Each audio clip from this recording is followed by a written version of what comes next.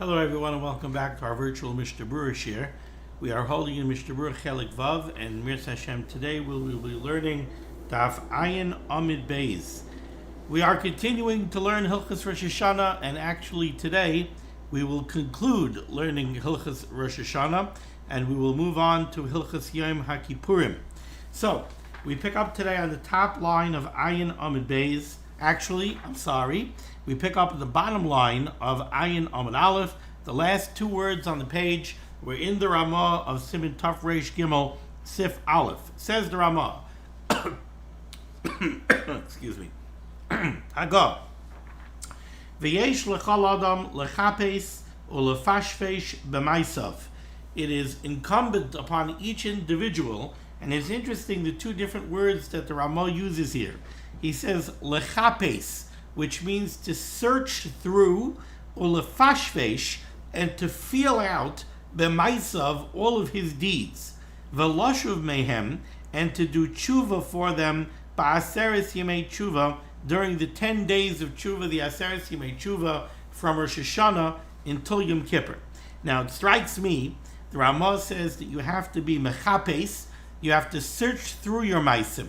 What that means is, a person has to think through all of his deeds, and he has to analyze them.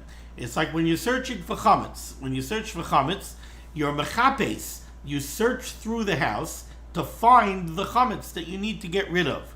And a person needs, before Rosh Hashanah and during the Aseres Yemei Tshuva before Yom Kippur, he has to lechapes. He has to search through his deeds. He has to look at all of his deeds, find the ones that are not proper, find the deeds that are not keshura, and he has to discard them. How do you discard them? You do tshuva.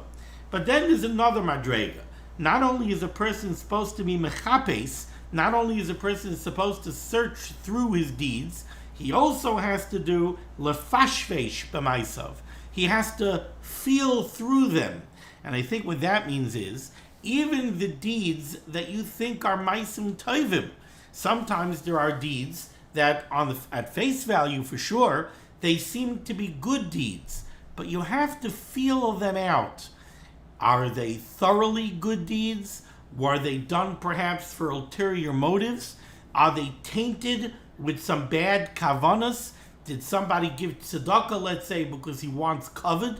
So we know it's true, mitay shaloi lishma balishma. I'm not saying it's better not to give the tzedakah, but what I am saying is, besides being mechapes b'maisav, besides searching through the maisim and casting aside and doing tshuva for the ones that are obviously not good, you also have to be mefashfesh b'maisav. You have to feel through all your maisim and analyze all of them and feel all of them out and see what can you improve, what is really good, what is not so pure. So it's really an avodah. This is really a job. It's not just as simple as saying, oh, I spoke some Lashon Hara, I got to do tshuva on that Lashon Hara. No, it's much deeper than that. All of your maisim, even your good maisim, need to be analyzed. Okay. Says the Mishnah Berurah, if we go back to Ayin Amud Aleph, Mishnah Berurah is cut base. V'yesh lechol adam. Kasav Harosh, the Rosh writes in Yerchas Chaim LaHarosh, Sheyikra be'elu hayomim be'igeres hatshuva shel Rabbeinu Yoina. It's important to learn Musar during these days, and specifically the Chavetz Chaim is mentioning here the Igeres hatshuva of Rabbeinu Yoina to know how to properly do tshuva. V'ha'arizal Kasav, the Ari writes, Shechiv lilmoid b'sifrei Musar kol hashana, that we're obligated to learn Musar all year round. Musar is not something just for Rosh Hashanah, Yom Kippur, the Yomim Noraim. Musar is something that we're mechuyev to learn all year round. V'chein kasav hagra b'mishlei b'kama mekaymos, and we find that the Gra writes this in his Pirush on Sefer Mishlei in many places. Uv'maisa Rav, and you can also find this in the Maisa Rav.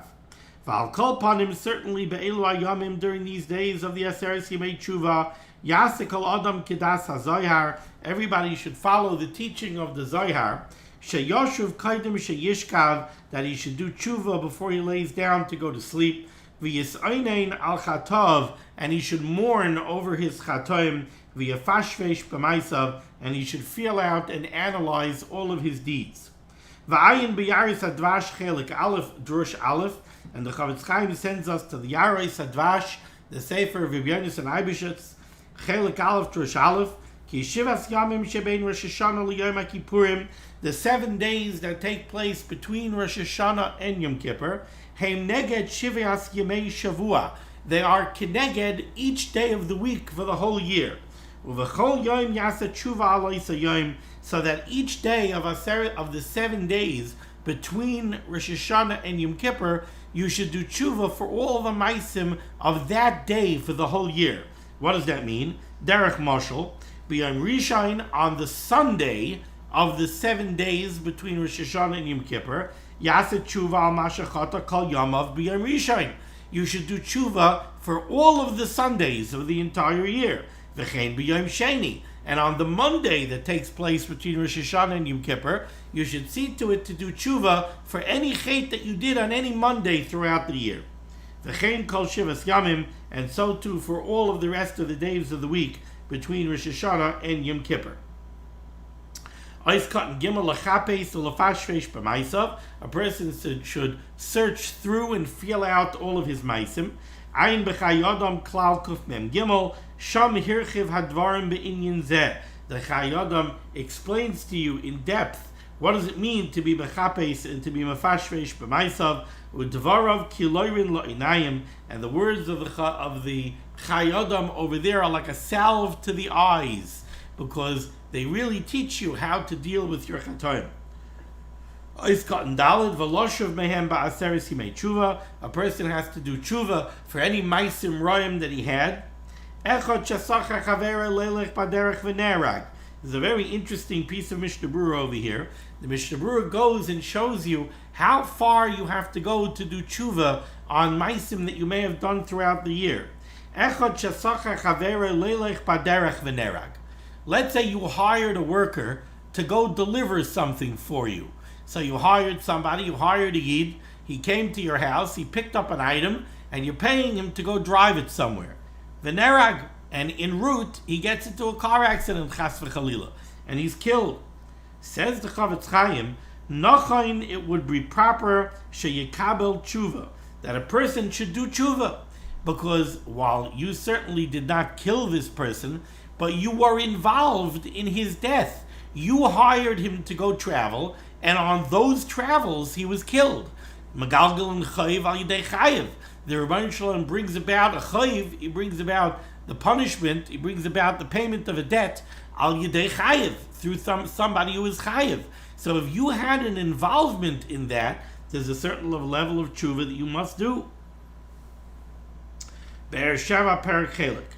Vayin b'tshuvas Maharami Lublin, and he says you should look at the tshuvas of the Maharami Lublin, Siman Mem Gimel, Mem Dalet, and Mem Hey. V'giv Ashol, Siman Mem Ches, v'Siman Pei Beis, Vayin Beis Yaakov, Siman Yud, who all discuss this. Oleinin Isha Shehimisa Yelad Al Yidei Gram.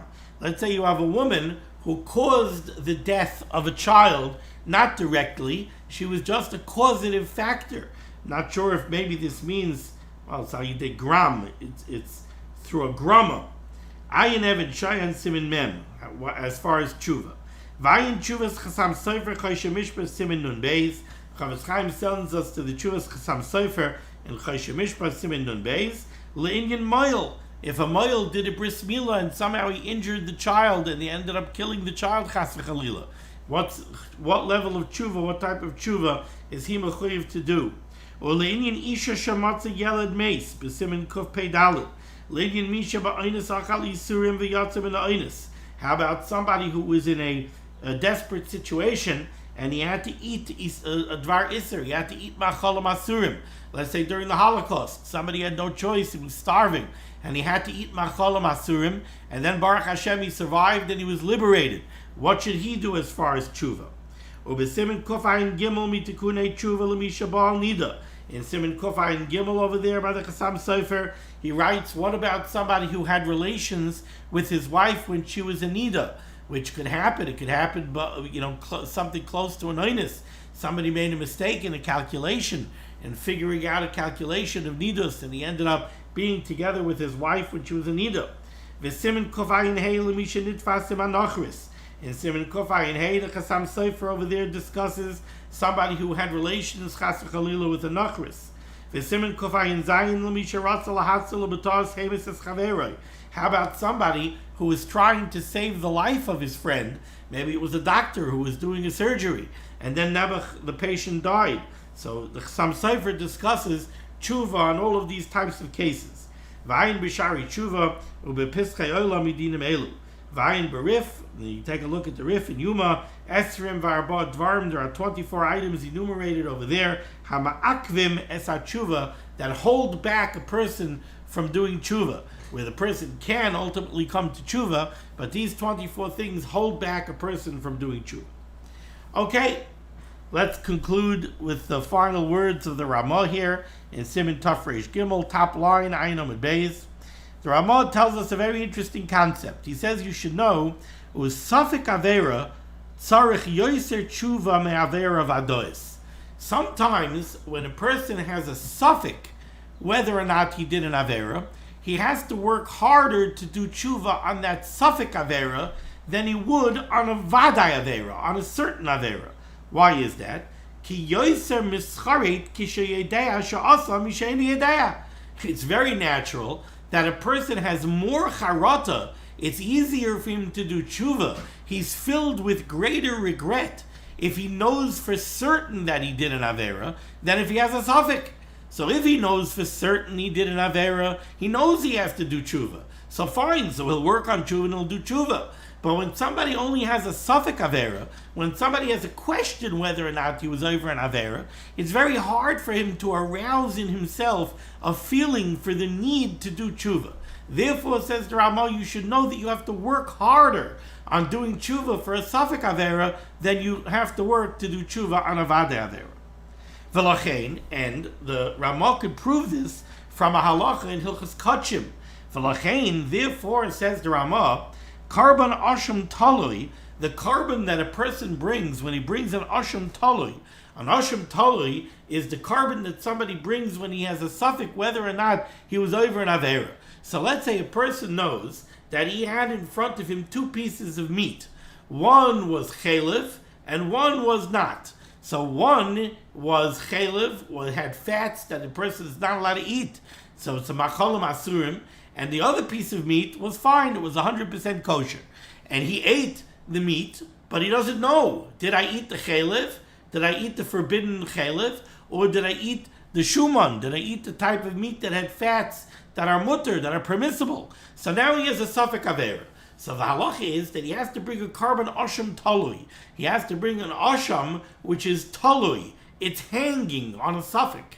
I'm bringing this carbon now because of a possibility that I might have been over an Avera. So I don't know for sure. I can't bring a carbon chatas because you can only bring a carbon chatas if you know that you were over the Avera. Over here I don't know if I was over the Avera. So I bring an Asham Talui. Says the Chavetz Chaim, it's very interesting if you take a look. The Asham Talui has to be worth more money than the regular carbon chatas. Says the Chavetz Chaim, v'lochein, since it's harder to do tshuva for a suffix Avera, carbon asham talui, the carbon asham that you bring over a suffix avera, has to be a more valuable animal than the animal that you bring for a regular carbon chatas. Because we know that for a regular carbon chatas, you need an animal that's worth a minimum of 2 ma of kesef, 2 silver ma. But for a carbon asham talui, an asham talui has to be worth 48 ma. So you see that the Asham Talui has to be worth more than the Vadai Chatas. And that concludes Hilchas Rosh Hashanah, and now we move on to Hilchas Yom Kippurim. Hilchas Yom Kippurim, Siman Tafresh Dalet, Seder Erev Yom Kippurim, the halachas that pertain to Erev Yom Kippur, Ubay Beis Seifim, and here we have 2 Seifim. Says the Mechaber Sif Aleph, Mitzvah lechal be'erev Yom Kippurim ulaharbeis besuda.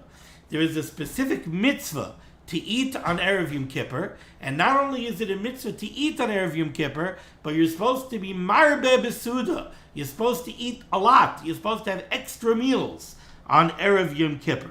Says the Mishnah Berurah is Katan Aleph. Mitzvah lechol.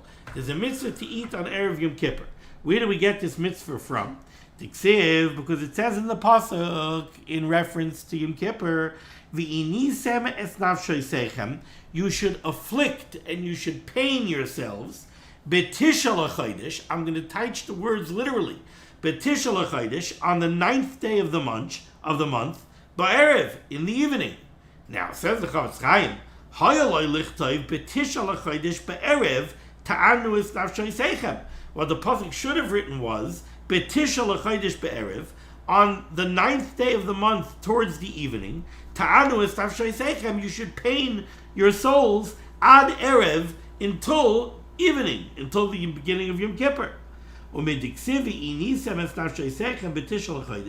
Since the pasuk chose to write that you should afflict yourself on the 9th day of the month, mashma, the implication of the pasuk is sheyisanu betisha, that you should fast on the 9th day of the month. In other words, the pasuk says v'inisem es nafshoisechem betisha l'chodesh b'erev. You should afflict yourselves. That means you should fast when betisha l'chodesh, on the 9th day of the month, b'erev, in the evening. Now the implication of that is, that sounds like the beginning of the 9th day of the month. Remember, the day starts with the evening. So it sounds like the evening going into the 9th day of the month, that's when you should fast. So that would mean that you would be fasting on the 9th day of Tishrei, not on the 10th day of Tishrei. But we know that that's not true. We know that Yom Kippur is the 10th day of Tishrei, not the 9th day of Tishrei.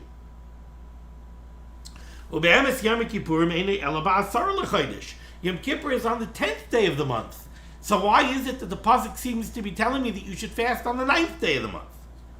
So the Chavetz Chaim explains, the Kiblu Chazal, the Chazal have a Mesorah, the Adarabba, that quite the opposite. Mitzvah min HaTorah lechol be'erev Yom Kippur. Not only are you not supposed to fast on Erev Yom Kippur, there's actually a mitzvah to eat on Erev Yom Kippur. And why did the pasuk give us this mitzvah and write it in such a strange way? By writing that we should actually fast on the 9th day of Tishrei, which is Erev Yom Kippur. V'ratza HaKadosh Baruch Hu litein schar ba'ad ha'achila ki'ilu isanu. Explains the Chavetz Chaim, and bringing this down, this is not his own words. He says that what the pasuk was doing was, the pasuk was telling you, I'm giving you a mitzvah to eat on Erev Yom Kippur. But I don't want to give you the mitzvah in the context of eating, because then it's a very easy mitzvah. It's very easy to eat on Erev Yom Kippur. And you don't get as much schar for an easy mitzvah as you do with a hard mitzvah. So explains the Chavetz Chaim, V'ratza HaKadosh Baruch Hu litein schar ba'ad ha'achila ki'ilu hisanu. The Rabbeinu Shalom wanted to give you a mitzvah to eat on Erev Yom Kippur, but he wanted to be able to give you reward for eating on Erev Yom Kippur as if you fasted on Erev Yom Kippur. And that's why the Torah Akdosha gives us the mitzvah of eating on Erev Yom Kippur using the language of fasting on Erev Yom Kippur. You should afflict yourself on the 9th day of Tishrei, which sounds like you should fast. But the Chazal are telling me, no, it means you should eat. So why does it say v'inisem? Because even though you're going to eat, I'm going to give you schar for doing that mitzvah as if you really fasted. Because you cannot compare a mitzvah that comes about through suffering, like the Mishnah says in Avos, lefum tzara agra. You get reward for the mitzvah that you did in accordance with the amount of tzar it took to do the mitzvah. Ilu kasav b'tishel chodesh toichlu. If the pasuk would have said on the 9th day of Tishrei you should eat, so the only schar that we would get for fulfilling that mitzvah would be schar for eating. But that's a much less schar because it doesn't afflict us. It doesn't pain us to do schar, to do a mitzvah of eating. It's a very easy mitzvah. Therefore, Shina Kosav, that's why the pasuk wrote it differently, and the pasuk, instead of giving us a direct commandment, eat on the 9th day of Tishrei, instead the Torah told us, you should afflict yourself on the 9th day of Tishrei, on Erev Yom Kippur. Not you should eat, you should afflict yourself, which sounds like you're going to fast, but you're not going to fast. Really, you're going to eat. We want this eating on Erev Yom Kippur to be valuable to the Rebbeinu Shalom. Ki'ilu al yatainis, as if it was a fast day. Kidei liten tzchar k'mekai mitzvah b'tzar inoi, so that Klal Yisrael should get tzchar for fasting, as if they would have eaten and as if they would have drank. Okay, now we go to the words of the Ramah. Bottom line of Ayin Amud Beis. Hago. Va'asar lehisanoi spay, and it is prohibited to fast on Erev Yom Kippur. Afilu tainis chaloim. Even if somebody had a bad dream, and it's really one of the dreams that are brought down in halacha that you should fast for if you had such a dream, still in all, you do not make a tainis chaloim on the night of Yom Kippur. And as far as what the halacha is, if somebody made a neder to fast on Erev Yom Kippur, ayin le'el siman tafkuf ayin sif beis. Look earlier. Look earlier in siman tafkuf ayin hey in sif tafkuf ayin in sif beis. Says the Mishnah Berurah. Back on ayin amud beis, on cutting beis. So you're not allowed to fast on Erev Yom Kippur. Afilu tainis chaloim. Even the times chaloim, you're not allowed to fast on Erev Yom Kippur. Says the Chafetz Chaim, Ochein, however, im misyarei lenafshoy, if somebody had one of those bad dreams that is brought down you're supposed to fast for, and he really is afraid, he's really scared of that dream, v'roitzel lehisanos, that he wants to fast, yesana asudam afsekes, he's allowed to fast on Erev Yom Kippur up until the time to eat the Sudam Afsekes. And then he'll eat the Sudam Afsekes. Devadai min adin sagi kishayochel pamachas. Because halacha l'maisa, the ikar adin, you're not mechuyev to eat every minute on Erev Yom Kippur. As long as you eat one meal on Erev Yom Kippur, you're yoytze the mitzvah that you have to eat on Erev Yom Kippur. So if you had a bad dream, and it's really one of those dreams that you're supposed to fast for, and it's really eating you up inside, you're really afraid of the dream, then says the Chafetz Chaim, you could fast all the way up to the Sudam HaSekes, but you must eat the Sudam HaSekes.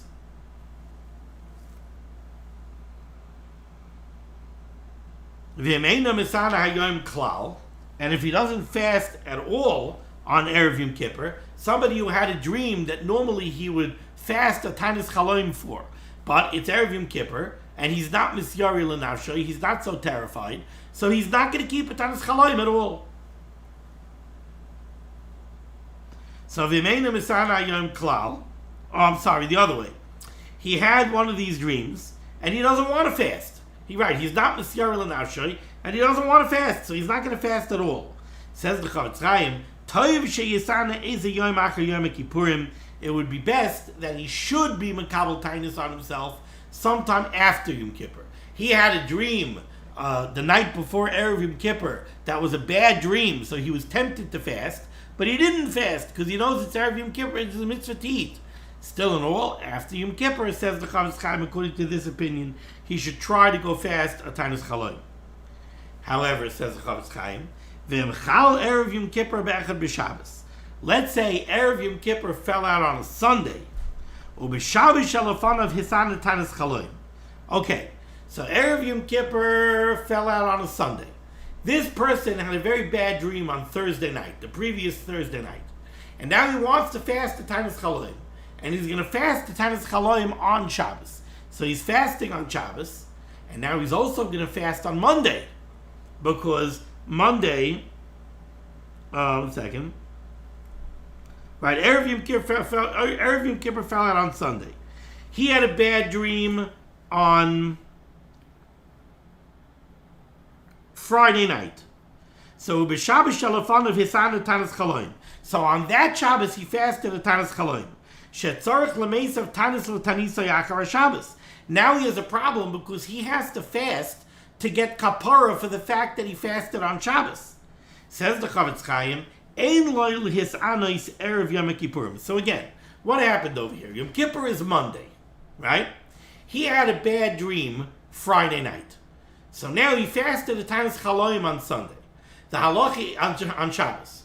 Now the halacha is if you fast a tainis chaloim on Shabbos, you have to fast another day to get kapara for the fact that you fasted on Shabbos. So normally, he would fast on Sunday, but Sunday is Erev Yom Kippur. In that case, says the Chavetz Chaim, Ein loy lehisanes Erev Yom Kippurim, he should not fast at Erev Yom Kippur. Ella rather, Yidcha ad akar avar hamoed. He's going to have to push off this fast that he needs to fast to get kapara for fasting Getanis Chaloyim on Shabbos. He's going to have to push it off until after Sukkot. Now, why is he pushing it off till after Sukkot? Because what is he going to do? He can't fast on Sunday. Sunday is Erev Yom Kippur. Monday he's fasting, but that doesn't count. He can't fast Tuesday and Wednesday because those are the days between Yom Kippur and Sukkot, and on those days we don't say Tachdun, and when we don't say Tachdun, you're not supposed to fast. So he can't fast any of those times. So he's going to have to make up a fast day sometime after Sukkot. However, says the Chavetz Chaim, according to the Taz that we saw earlier in Siman Reish Pei Ches Sif Gimel,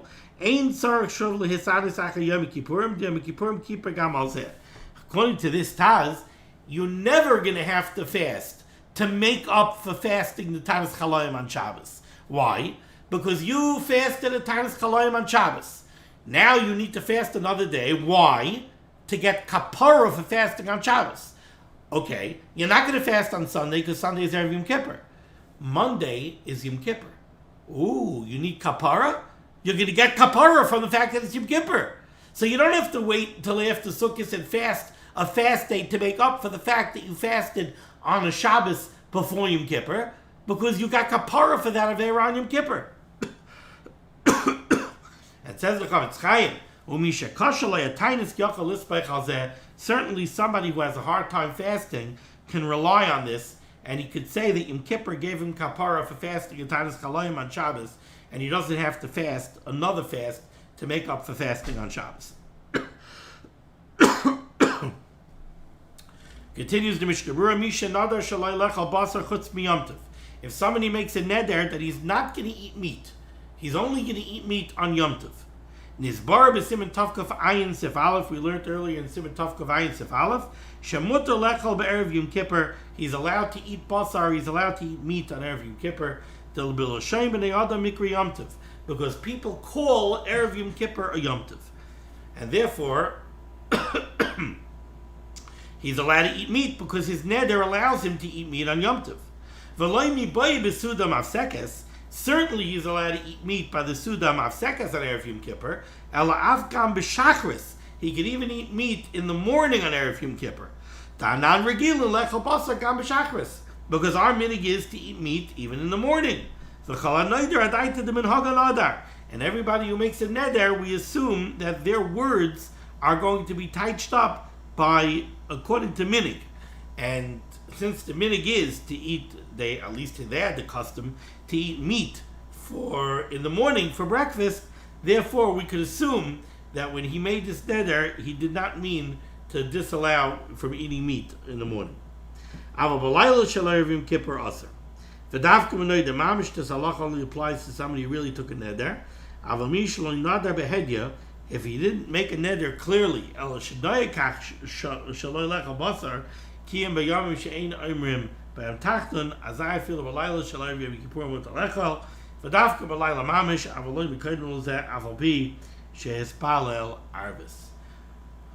okay, we're going to stop over here. Mr. Hashem will pick up next time with Ayin Aleph. Amid Aleph, thank you so much for joining me for limud HaTorah. The schus of limud HaTorah should stand God's Klal Yisrael in good stead, and the Berurah should send Yeshua's refuahs and parnasa to all those in need. Be well.